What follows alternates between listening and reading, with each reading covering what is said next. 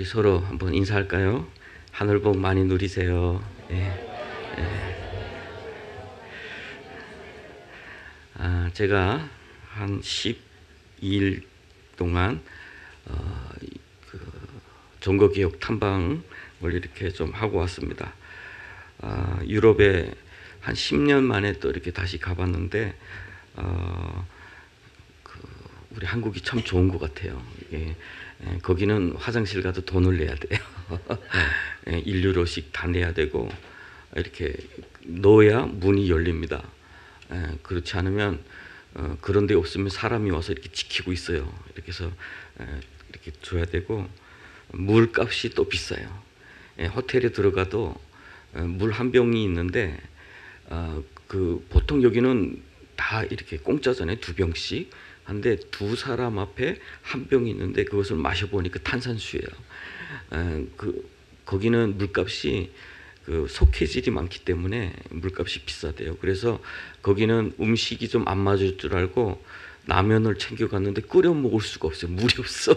호텔 가도 워낙 빠르게 또 다니다 보니까 저녁 8시 갔다 아침 7시 또 나가야 되고 막 이런 상황인데 물 끓이는 것도 없고 물도 없고 그래서 오늘은 끓여 먹어야지 물을 한 병 사가지고 갔어요. 그래서 컵에도 따라 보니까 이것도 또 탄산수야. 이 표시가 있더라고요. 그것도 모르고. 그래서 참 그런 가운데 또 엄청난 복잡한 다른 건 다 기억이 안 나는데 우리를 인도하시는 그 목사님이 우리한테 항상 빛의 속도로 계속 빛의 속도로 해서 종교개혁자 이름은 생각 안 나는데 빛의 속도로 버스로 4-5시간 가다가 내리면 이제부터 빛이 속도예요. 막 갔다가 여기에요, 저기 가서 여기에요, 막 돌아보고 또 버스 타고 몇 시간 이렇게 다녔는데 그래도 참 은혜를 많이 받았어요. 제가 볼 때 우리는 신학교 졸업할 때 보통 한 번씩은 다 성지순례라고 하죠. 저 예루살렘에 가서 정말 그 성경에 나오는 그 역사, 우리 주님께서 걸으셨던 그 길, 그리고 초대교회의 어떤 그 신앙, 그것을 이렇게 확인하라, 또 은혜를 받으려고 갑니다. 그런데 제가 이번에 가보니까 우리 신앙의 길을 잃었을 때는 이 종교개혁 탐방지로 가는 게 좋겠다. 거기 가서 그들이 어떻게 길을 찾았는지, 정말 흑암 속에 있을 때 교회가 더 이상 교회답지 않고 길을 잃었을 때 그들은 어디에서 길을 찾았는지를 발견할 수 있는 데가 또 종교개혁 탐방지예요. 그들은 오직 하나, 말씀으로 돌아가자, 이 하나 때문에 불에 태워 죽이기도 하고 물속에 빠져 수장대에서 죽기도 하고 그러면서도 자신들의 어떤 그 신앙을 지켜서 결국은 교회개혁, 신앙을 다시금 본질로 돌아가자라고 하는 그 안에서 회복했던 그런 사람들의 어떤 그 모습들, 그리고 그들의 역사를 이렇게 볼 수 있는 시간이어서 거기서는 참 좋았던 것 같아요. 한쪽으로는 마음속에 그런 생각도 했어요. 하나님이 우리 탈북민 목회자들을 다 그래도 바빠요. 다 바쁜데 이번에 17명이 어떻게 시간이 다 됐어요. 그래도 바쁜 사람들 다 돼서 하나님이 우리를 강제적으로 이렇게 강권 쪽으로 데려가신 모양이다, 이런 생각이 들면서 첫 번째는 하나님께서 우리에게 알려주시고자 하는 게 있구나라고 하는 것. 오늘 이 시대는 뭡니까? 종교개혁 이전과 거의 비슷한 시대인 것 같아요. 첫 번째는 하나님의 말씀이 없는 시대, 권위가 떨어진 시대, 각자 소견에 좋은 대로 살아가는 시대죠. 특별히 앞으로 북한 선교가 북한에 세워질 그 교회는 과연 어떤 모습일까라고 할 때 그것도 분명치 않아요. 지금 보면.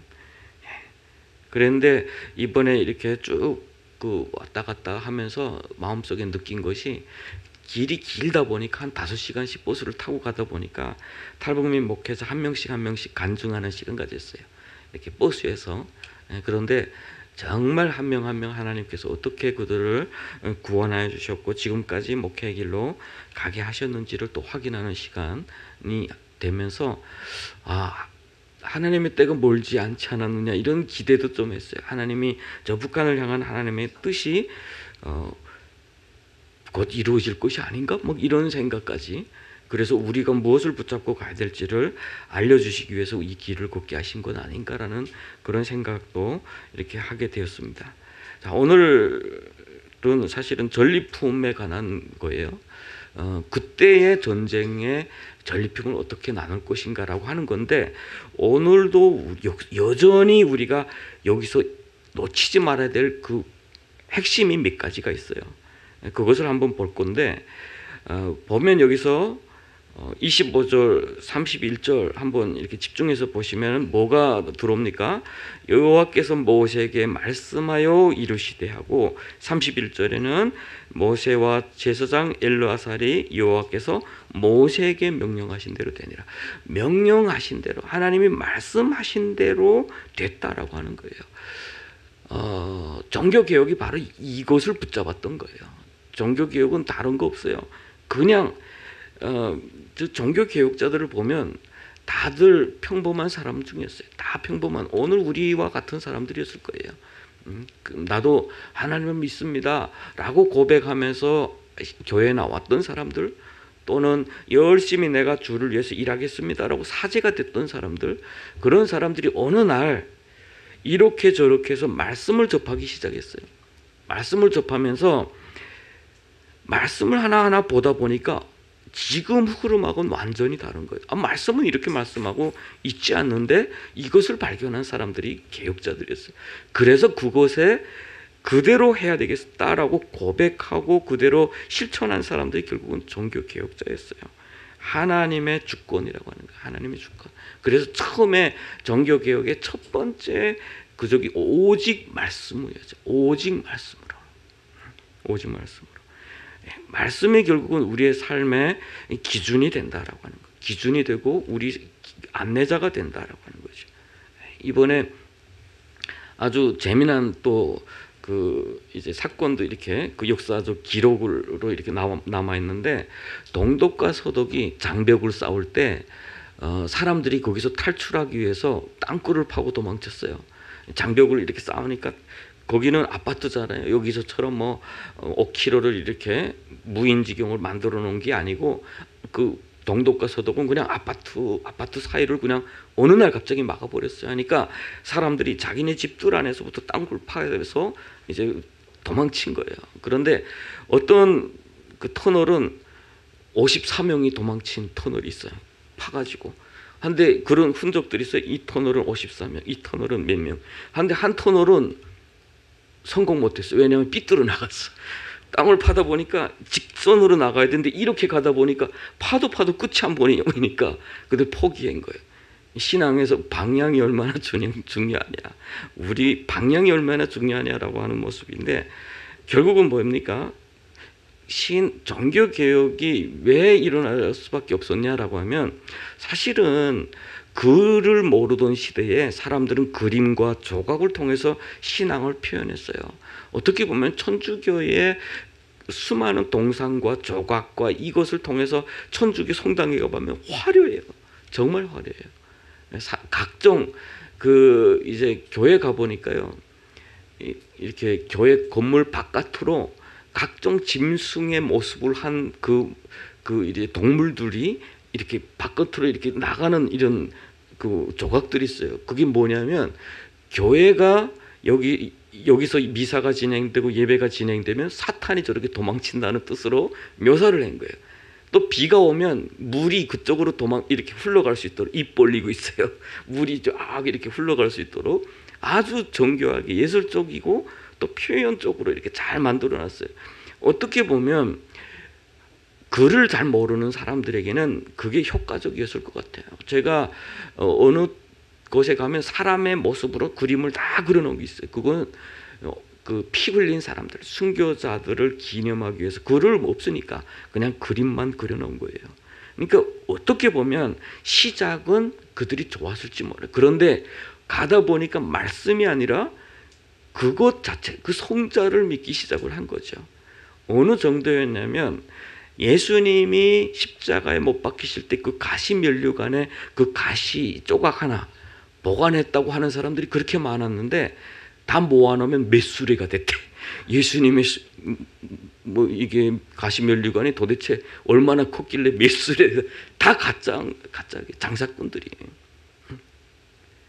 그런 가운데서 루터도 그렇고 모든 사람들이 성경을 가르치다가 이 사람은 정말 길을 처음에 무섭게 하나님을 만난 사람이에요. 길을 가다가 벼락이 쳐서 하나님을 내가 하나님 앞에 가지 않으면 죽겠구나 이런 두려움 때문에 하나님을 믿는 사람이에요. 그러다 보니까 수도원에 가서 정말 올인해서 하나님을 섬겨받고 그럼에도 불구하고 연약한 자신을 발견하면서 엄청 힘들어할 때 누군가가 그랬어요. 너 학교에서 성경을 가르쳐.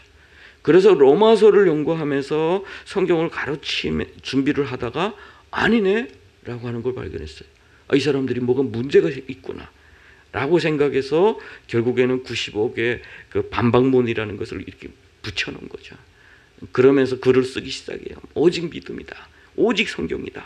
오직 은혜다라고 하는 거. 자기가 살아왔 보니까 인간의 어떤 노력으로서는 절대로 안 돼. 노력으로 안 돼. 어떻게 그 죽은 조상들의 영혼을 구원하기 위해서 헌금을 해야 되는데 그때는 다 그 동전이었잖아요. 동전이 떨어지는 소리가 들리면 연옥이 저 연옥 속에서 자기의 조상이 천국으로 올라간다는 거예요. 돈이 따라락 떨어지는 소리에.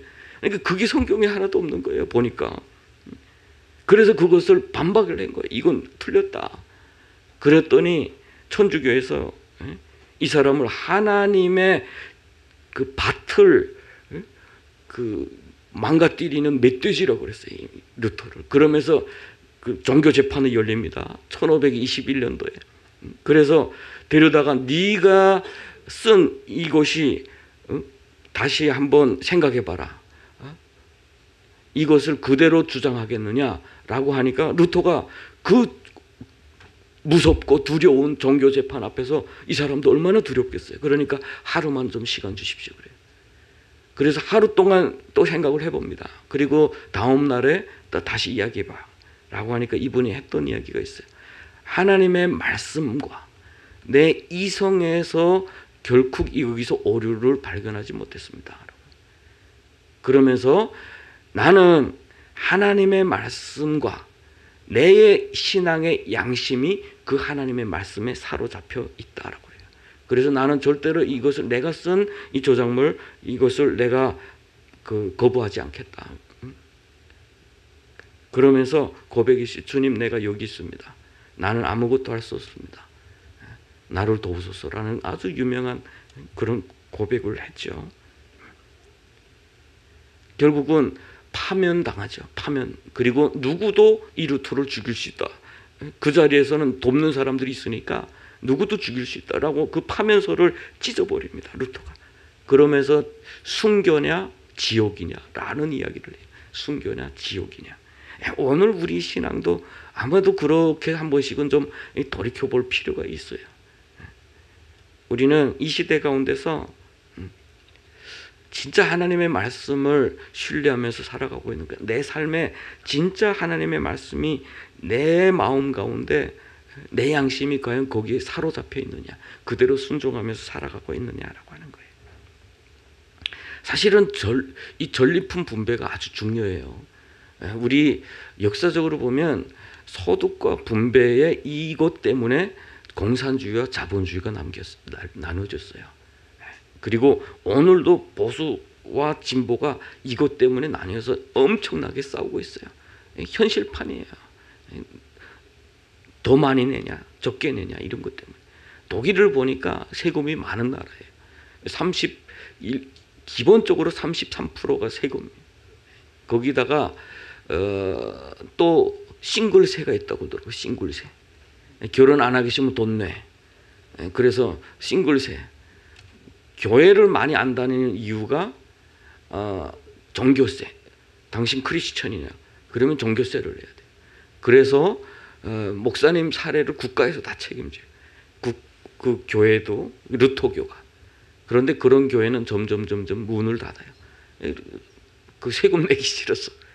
하나님 앞에 자발적으로 이렇게 내야 되는데 뜯긴다는 생각이다 보니까. 그런데 독일은 어떤 면에서는 이것 때문에 강한 국가로 되어 있어요.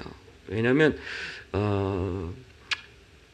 어떻게 보면 우리 대한민국은 너무나도 한쪽으로 치우치는 치열한 경쟁의 시대, 경쟁을 붙여놓고 자꾸 경제를 붙여놓고 그러다 보니까 큰 대기업, 뭐 큰 병원 이런 것들은 세계적으로 아주 유명한 기업들이 있는데 대신에 중소기업들은 대신 약하죠. 우리 독일은 세계에서 50대의 어떤 그 중소기업들이 그렇게 많답니다. 기반이 탄탄한 거죠. 자기의 삶 가운데서 내가 원하는 게 뭔지를 발견하게 해서 거기에 맞는 그런 교육을 실시하다 보니까 그것을 어디서? 세금을 통해서.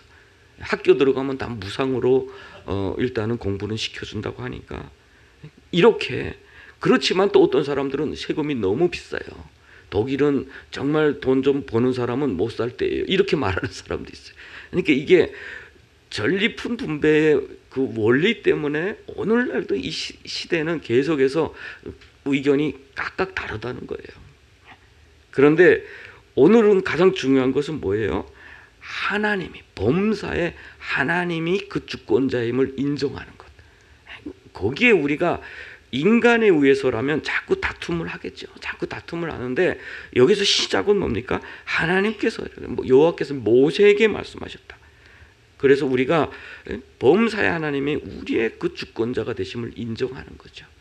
결국은 우리의 신앙이 단순히 내가 여기 와서 예배하는 곳에서 머무는 것이 아니라 우리의 삶에 치열하게 이해관계가 있는 곳 앞에서도 하나님의 주권을 인정하는 것이에요. 그것이 우리의 삶에, 그래서 그것 때문에 나에게 손해가 올지라도 감당할 수 있는 사람들. 제가 종교개혁자들의 삶이나 또 그것을 위해서 따로 모라비안들이라고 있어요.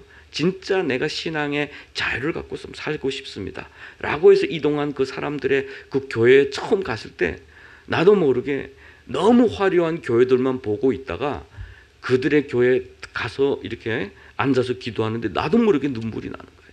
왜냐하면 텅텅 뺐어요. 아무것도 없어요. 하얗게 벽을 만들어놨어요. 강대상조차도 그냥 자그매요. 너무 아무것도 없어요. 천주교회 가면 우리우리예요. 거기 가면 내가 목소리 하나 내도 울려 이렇게. 그 큰 것이다. 너 얼마나 잘 만들어놨는지 몰라요. 거기 가면 스스로 어떻게 보면 경건한 마음이 생긴다 할까요? 두려운 마음, 하나님이 왠지 이곳 가운데 있는 것 같은 어떤 그런 분위기라 할까요? 그런데 여기는 없어요. 하나도. 그냥 사무실 같은 그런 곳에서 오직 말씀, 오직 말씀. 그분들의 그 삶, 진짜 하나님의 뜻을 따라서 나의 삶 속에 하루하루를 그 하나님의 말씀에 순종하면서 살아가는 그 삶에 집중했던. 그래서 모라비안들의 그 삶을 바라보면서 우리 요한 웨슬리라는 사람이 그런 고백을 한 거예요. 삶이 참 중요하다. 삶이 중요하다. 그래서 그가 고백했던 것은 종교개혁, 오직 믿음으로 구원을 받는다라고 하는 사람들과 그 삶으로도 중요하다. 삶으로 구원받는다. 자기는 그 선상에 있다. 왜냐하면 이분이 모라비안들의 삶을 보면서 회심을 했거든요. 하나님을 인격적으로 만난 거예요. 그래서 그분들이 묘지에 이렇게 쭉 가보니까 몇백 년이 시간 동안 이렇게 묘가 있잖아요. 이렇게 묘비를 이렇게 세워놓지도 않았어요. 다 눕혀놨어요. 다 눕혀놨는데 그분들이 거기를 하나님의 밭이라고 불러요. 거기에 심겼다. 이 사람들이 심겨있다. 부활의 첫 열매가 되신 그 주님 앞에 언젠가는 이제 열매로 우리도 나온다. 그런 신앙으로 그렇게 그러면서 교회 예배 때도 자기 자리가 있었대 이렇게 쭉. 근데 묘도 그런 자리를 이렇게 쭉 만들어 놨더라고.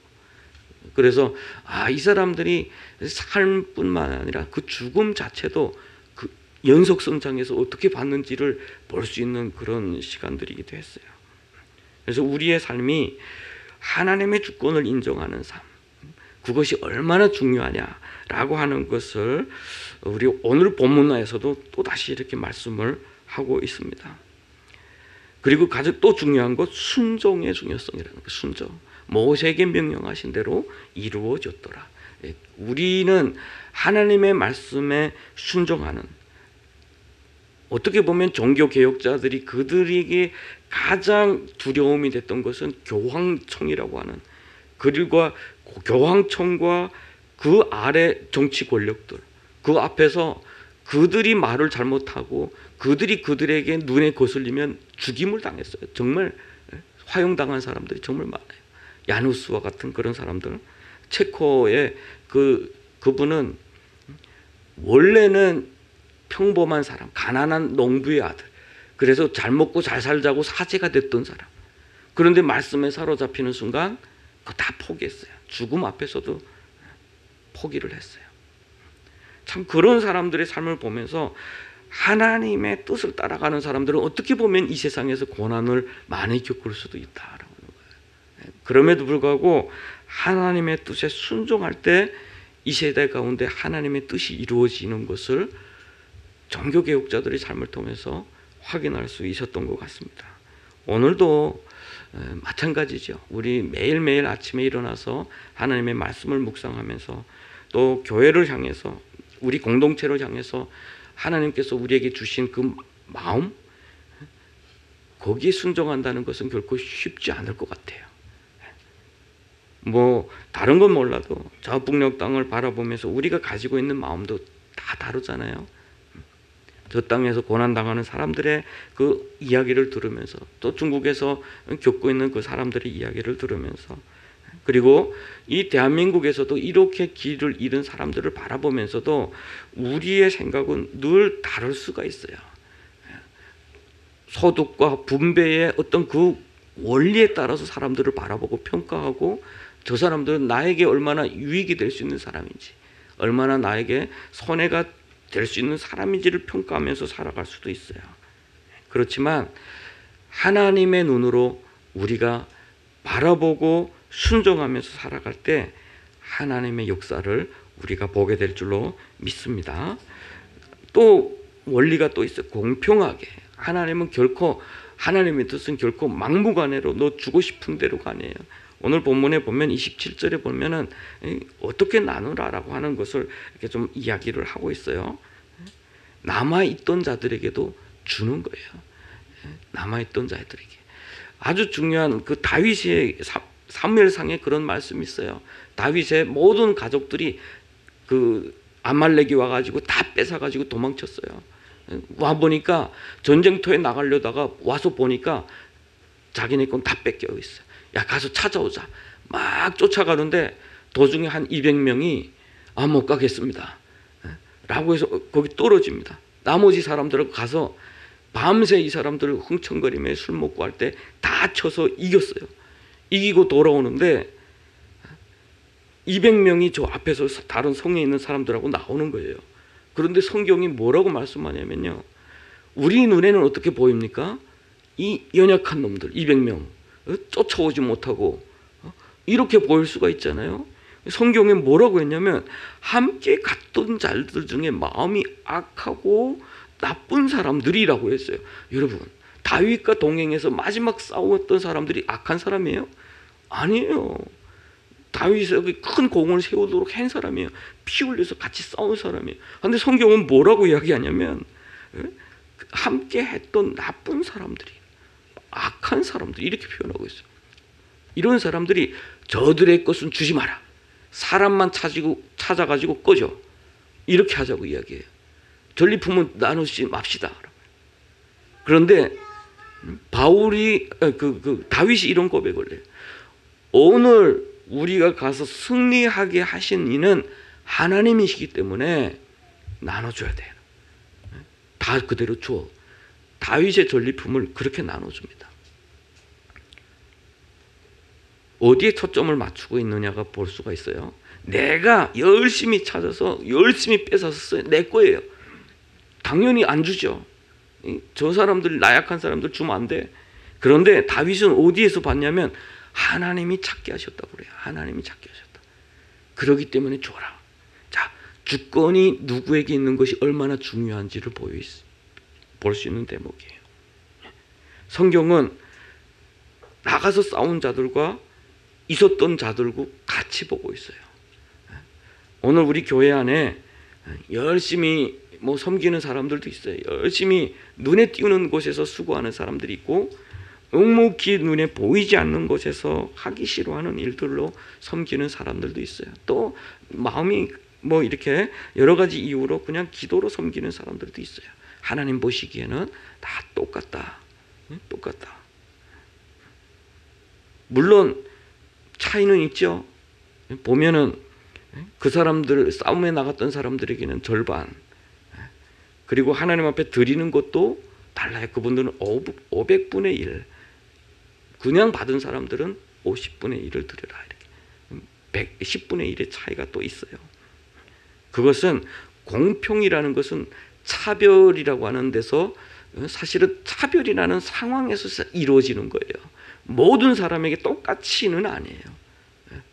이 사람은 연약하기 때문에, 이 사람은 강하기 때문에, 성경은 그렇잖아요. 많이 맡긴 자에게 많이 달라고 하겠다라고 하는 그 원리가 있어요. 그래서 우리가 하나님 안에서 살아갈 때 그런 것, 우리는 항상 교회에서 그런 좀 마음을 가지고 있을 필요가 있어요.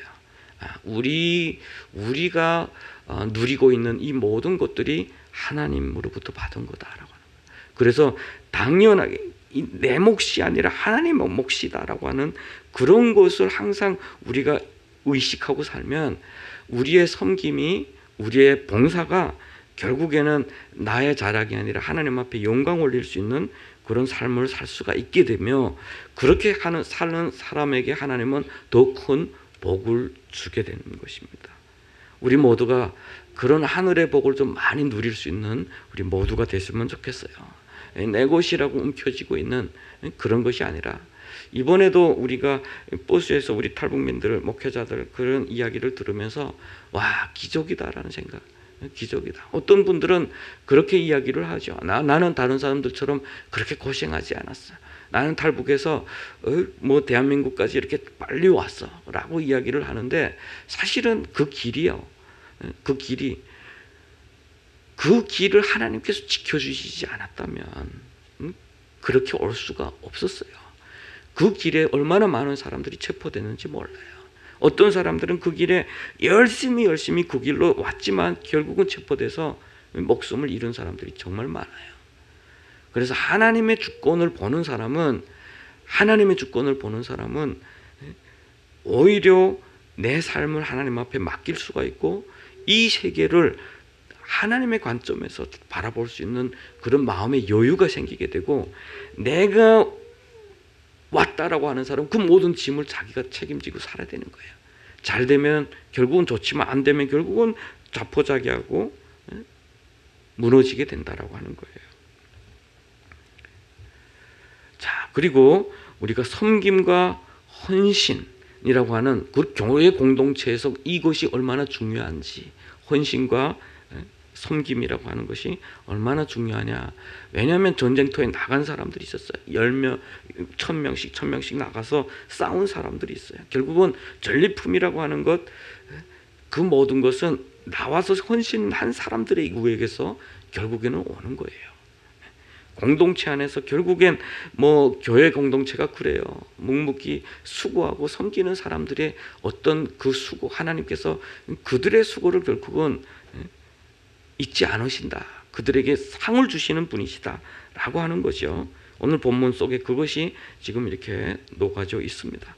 그리고 세 번째가 하나님께 드리는 것을 우선시하라라고 하는 것. 우리의 삶 가운데 하나님 앞에 드리는 것. 여기에는 단순히 재정적으로 하나님 앞에 드리는 것도 있지만, 우리의 삶에서 우선순위가 무엇이냐라고 하는 거예요. 그리고 저는 이번에 들으면서 느낀 것이, 우리의 삶의 간증도 결국은 하나님 앞에 드리는 거예요. 간증이 참 중요한 것 같아요.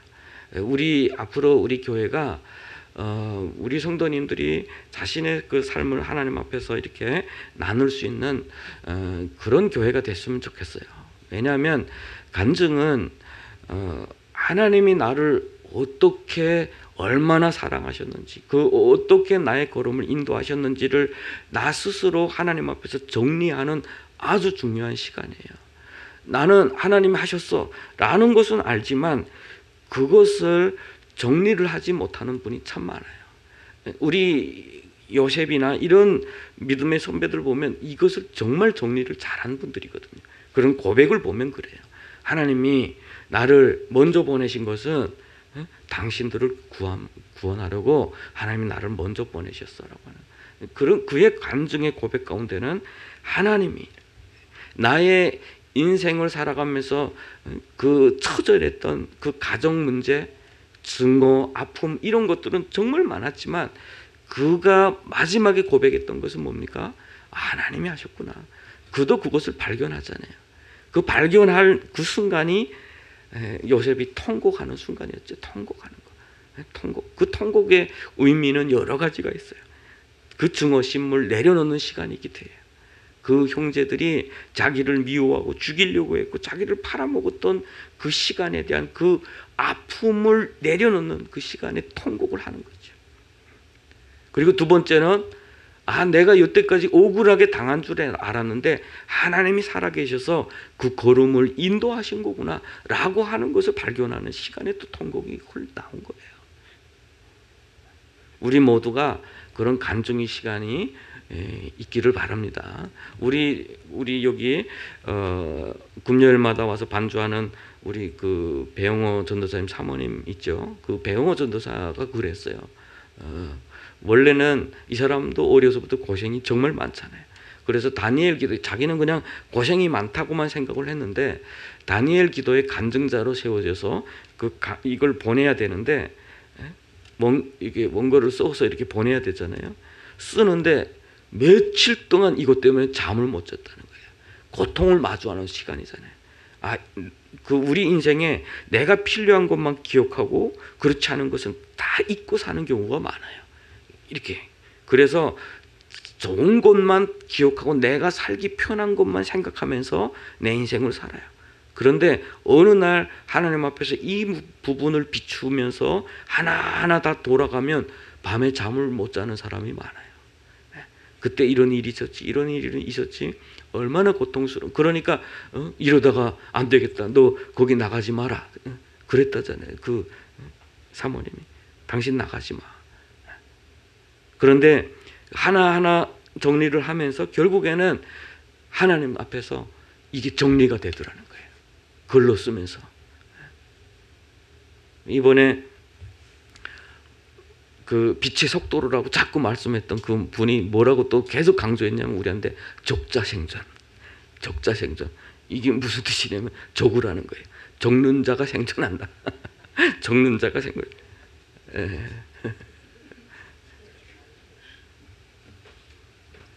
많이 적으시기 바래요.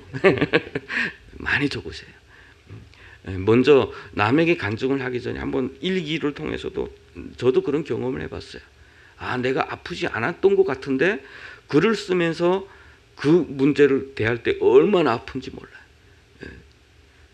그런데 이 아픔을 하나님 앞에서 그 하나하나 정리해 가면 하나님이 이 아픔을 통해서 나한테 어떤 역사를 이루셨구나, 어떤 일을 이루셨구나, 이것까지도 정리를 해 주시더라고요. 나중에는 하나님께 영광 올릴 수 있는 그게 우리 신앙인의 삶이에요. 이게 해결이 돼야 돼요. 우리 아픔이라고 하는 우리 모두가 다 그런 상처를 하나씩 가지고 있잖아요. 뭐 가족의 문제도 있고, 뭐 형제간의 문제도 있고, 뭐 직장의 문제, 환경의 문제, 여러 가지 엉거리들이 참 많아요. 엉거리들이. 그런데 이 문제들을 하나님 앞에서 하나님 앞에 드리는 것을 우선시하라라고 하는 것에 이것을 먼저 한번 생각을 해봅시다. 내 인생의 과거를 내가 하나님 앞에 한번 드리는 거예요. 그러면서 한번 정리를 해보는 거예요.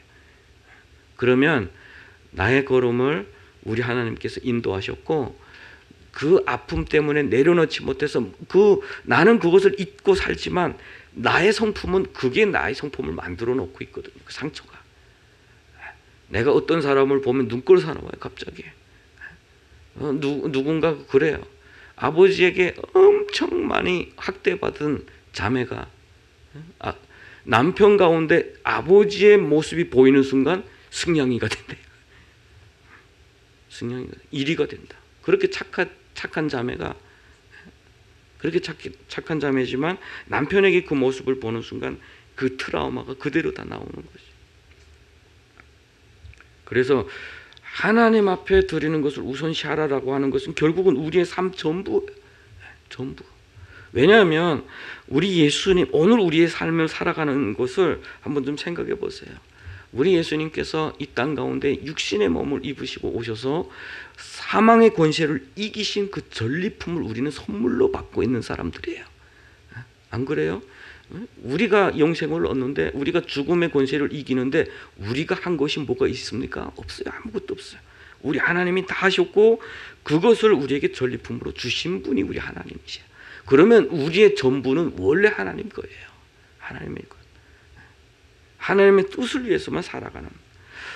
이번에 그 종교개혁지를 이렇게 탐방하기 위해서 첫 번째 갔던 도시가 프랑크푸르트라고 하는, 거기가 결국에는 종교개혁에서 아주 중요한, 거기서 보름스라고 하는 데는 별로 멀지도 않고 아주 중요한 도시인데, 지금은 어떤 도시가 되냐, 이번에 독일이 그 마약을 대마초 합법화를 했어요. 다 마약을 합법화했고 동성애 합법화.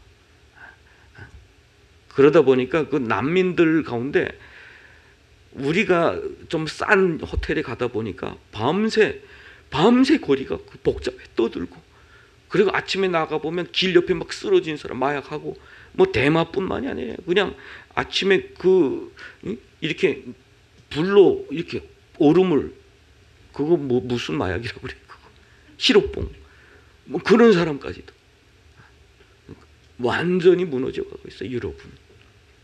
종교개혁자들이 피 흘린 그 거룩한 땅이 하나님의 말씀을 거부하는 순간, 하나님의 말씀의 그 진리됨을 거부하는 순간 그들은 그렇게 초토화가 되고 있는 거예요. 오늘 우리의 삶에서 하나님을 우선시하라 하는 삶, 하나님의 말씀, 하나님의 주권, 그리고 우리가 살아가는 데 있어서 누릴 수 있는, 얻을 수 있는 건강과 재정과 모든 곳에서 하나님을 우선시하는 그런 삶을 살며 하나님의 보호하심을 누리는, 하늘의 복을 누리는 저와 여러분 되시기를 바랍니다. 결국에는 뭡니까? 우리 전리품 분배의 원리는 뭐예요? 첫 번째는 하나님의 주권을 인정하는 거예요. 하나님의 주권. 하나님이 주셨습니다라고 하는 거예요. 하나님이 나에게, 먼저 하나님이 나에게 주셨습니다. 나의 인생은 하나님의 손에 있습니다. 그 많은 묘들을 이렇게 쭉 보면서, 그래, 우리도 언젠가는 저런 묘 속에 눕힐 테죠. 우리 인생도 언젠가는 저렇게 갈 거예요. 하나님의 밭에 씨앗이 되어 묻혀 있다가 우리 주님께서 부르실 때 또 가게 될 거예요. 그런데 우리 인생, 허락된 이 인생이 그러면 얼마나 소중하냐. 하나님 앞에 내가 살아가는 시간, 숨쉬는 이 시간 얼마나 소중하냐. 그런데 내가 하나님 우선이 아닌 다른 곳에 매여서 살아가고 있다면 얼마나 또 이건 우리 인생을 낭비하는 것이냐라고 하는 거예요. 그래서 그 하나님의 그 주권을 인정하는 삶, 그리고 하나님께서 허락한 이 공동체를 소중히 여기는 삶, 이 공동체에 소중히 여기는 것이 참 중요해요. 분배가 왜 중요하냐? 이 공동체 때문에 그래요.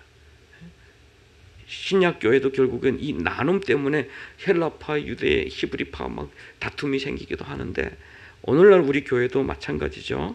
우리 교회 가운데도 각자 생각이 다 다를 수가 있어요. 각자 생각이 다를 수 있어요. 그렇지만 하나님의 말씀 앞에, 그리고 이 공동체의 흐름 앞에 우리가 맞출 수 있는 사람들이 돼야 돼요. 각자 개성, 나의 방식, 이것을 또 비판적인 어떤 관점을 가지고 이 세상을 살아가고 교회를 판단하고, 그건 개혁자의 삶이 아니에요. 하나님의 말씀을 따라서 사는 사람 삶이 아니에요. 종교 개혁자들 중에도 여러 사람들이 있었어요. 어떤 사람들은 교황청을 열심히 비판했습니다. 사람들로부터 박수를 받았어요. 종교 개혁자라고 사람들이 많이 추종했어요. 그런데 어느 날 이 사람이 체포돼서 화형당할 때 이 체포한 사람들은 처음에 박수 쳤던 사람들이 가서 체포해서 데려다 줬어요.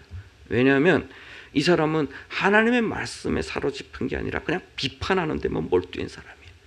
비판하는 데만 몰두해. 그리고 하나님의 말씀이라는 것은 자기가 예언, 성경 말씀이 아니라 자기 느낌에 이게 하나님의 뜻이다라고 자꾸 이야기를 하다 보니까 그것이 한 번 틀리고 두 번 틀리다 보니까 사람들로부터 버림을 당했어요. 하나님의 말씀에 사로잡히는 것이 본질이 중요한 것이 비본질은 결코 중요하지 않아요. 그래서 공동체의 그 하나됨을 위해서, 연합을 위해서 우리가 헌신해야 된다라고 하는 것. 그리고 세 번째가 하나님 앞에 드리는 것. 하나님 앞에 드리는 우선시하라. 우리의 삶의 시간과 재정과 하나님께서 주시는 모든 것을 하나님 앞에 드림으로 인해서 하나님, 나의 인생이 정말 하나님 안에 있습니다. 이게 먼저 안 되면, 이것이 먼저 안 되면 내가 주인이 되는 경우가 많아요. 그래서 드림이 우선이 되라는 소리예요. 어떤 분이 참 재미나는 이야기인데, 돈 있는 곳에 마음이 있다고 그러잖아요. 재물 있는 곳에 마음이 있다. 어떤 분이 통일을 위해서 기도하는데 왜 자꾸 이렇게 간절하지 않대요. 그런데 어느 날 그 광고에서 저 DMZ를 판다는 소리를 들었답니다. DMZ를 지금 판대요. 근데 자기 들어가 볼 수도 없대요. 이 땅 이만큼 이렇게 떼준대요. 한 평당 10,000원씩 엄청 싸게 준대. 역세권은 조금 더 비싸대요. 근데 난 갈 수도 없어. 지도를 보면서 이렇게 여기 살 사람, 여기 살 사람. 근데 이 사람이 한 3,000만 원 주고 샀대. 그 다음부터 열심히 기도한대요. 열심히 통일 빨리 돼야 되겠습니다 하면서 참 재미나는 이야기인데, 무엇에 우선시 두는가에 따라서 나의 방향이 달라져요. 방향이 결정이 된다는 거예요. 그래서 우리가 하나님 앞에 나의 삶을 드리는 사람일수록 주님을 더욱더 가까이 갈 수밖에 없지 않겠습니까? 그래서 우리 모두가 그런 은혜를 누릴 수 있는 저와 여러분 되시기를 주님의 이름으로 축복합니다. 기도하겠습니다.